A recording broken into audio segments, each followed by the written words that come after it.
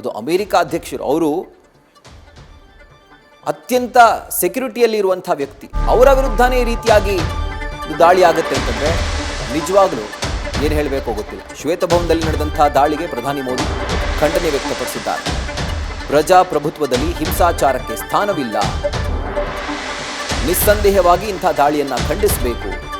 ಈ ರೀತಿಯಾಗಿ ಕಠಿಣ ಶಬ್ದಗಳಿಂದ ನಮ್ಮ ದೇಶದ ಪ್ರಧಾನಮಂತ್ರಿ ನರೇಂದ್ರ ಮೋದಿ ಅವರು ಟ್ರಂಪ್ ಅವರ ಮೇಲೆ ಆದಂತಹ ಗುಂಡಿನ ದಾಳಿಯನ್ನ ಖಂಡಿಸಿದ್ದಾರೆ.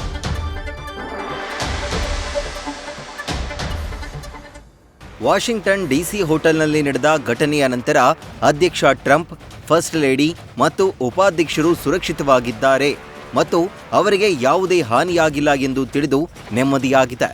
ಅವರ ನಿರಂತರ ಸುರಕ್ಷತೆ ಮತ್ತು ಯೋಗಕ್ಷೇಮಕ್ಕಾಗಿ ನಾನು ಶುಭ ಹಾರೈಸುತ್ತೇನೆ. ಪ್ರಜಾಪ್ರಭುತ್ವದಲ್ಲಿ ಹಿಂಸಾಚಾರಕ್ಕೆ ಯಾವುದೇ ಸ್ಥಾನವಿಲ್ಲ ಮತ್ತು ಅದನ್ನು ನಿಸ್ಸಂದೇಹವಾಗಿ ಖಂಡಿಸಬೇಕು. ಇದು ಪ್ರಧಾನಿ ನರೇಂದ್ರ ಮೋದಿ ಅವರು ಮಾಡಿರುವಂಥ ಒಂದು ಟ್ವೀಟ್.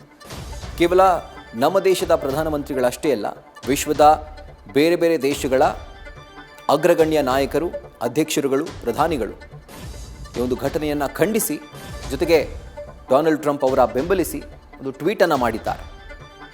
ನಿನ್ನೆ ನಡೆದಂಥ ಈ ಒಂದು ಇನ್ಸಿಡೆಂಟ್ ಇಡೀ ವಿಶ್ವಕ್ಕೆ ಒಂದು ದೊಡ್ಡ ಶಾಕ್. ಯಾಕಂದರೆ ಅಮೆರಿಕ ಇರಾನ್ ಯುದ್ಧ ನಡೀತಾ ಇದೆ, ಸಂಧಾನದ ಒಂದು ಸಭೆಯತ್ತ ಅದು ಹೊರಳುತ್ತಾ ಇದೆ, ಸ್ವಲ್ಪ ವಾಲ್ತಾ ಇದೆ, ಒಂದು ನೆಮ್ಮದಿಯ ನಿಟ್ಟುಸಿರು ಬಿಡುವಂಥ ಹೊತ್ತಲ್ಲೇ ಈ ರೀತಿಯಾಗಿ ಒಂದು ಅಸಾಸಿನೇಷನ್ ಪ್ಲಾಟ್ ಅಮೆರಿಕ ಅಧ್ಯಕ್ಷರ ಮೇಲೆ ಆಗಿರುವಂಥದ್ದು ನಿಜವಾಗ್ಲೂ ಇಡೀ ವಿಶ್ವಕ್ಕೆ ಒಂದು ದೊಡ್ಡ ಶಾಕ್ ಅಂತ ಹೇಳ್ಬೋದು.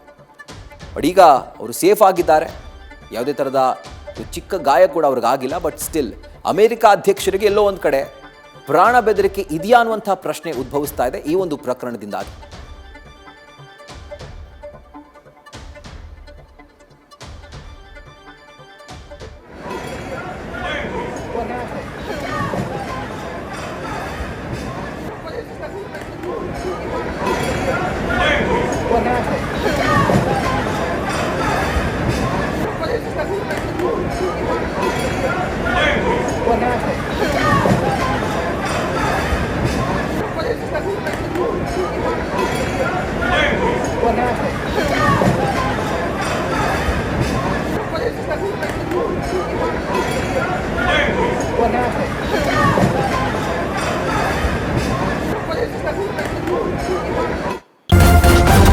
ನ್ಯೂಸ್ ಫಸ್ಟ್, ನಿರ್ಭೀತಿಯಿಂದ ನಿಮ್ಮ ಪರವಾಗಿ.